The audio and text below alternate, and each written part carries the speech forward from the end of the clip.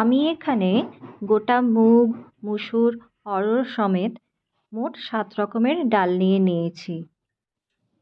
আপনারা চাইলে এখানে 3-4 বা 4-5 রকমের ডাল দিয়েও গোটা সেদ্ধ বানিয়ে নিতে পারেন। ডালগুলো প্রথমে শুকনো কড়াইতে 3-4 মিনিট নেড়ে নিতে হবে। এরপর ডালটা ভালো করে ধুয়ে তাতে গোটা বেগুন, শিম, মটরশুঁটি,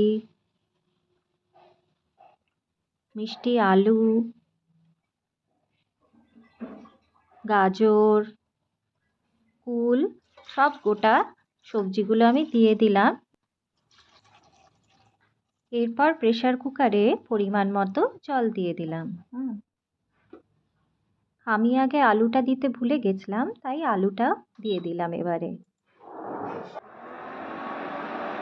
আমার এই প্রেসার কুকারে 8টা সিটি পড়ার পর আমি প্রেসার কুকারটা নামিয়ে নিয়েছি। এবারে খুলে দেখব। দেখুন, একদম রেডি হয়ে গেছে আমার গোটা সেদ্ধ। গরমাগরম গোটা সেদ্ধ খাবার জন্য তৈরি।